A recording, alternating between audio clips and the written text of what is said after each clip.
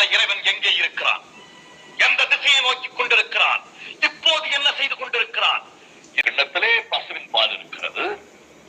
பாலுக்குள்ளே நெய், தயிர், வெண்ணெய், மோர் எங்கே இருக்கிறது என்று தனித்தனியாக சுட்டி காட்ட வேண்டும்.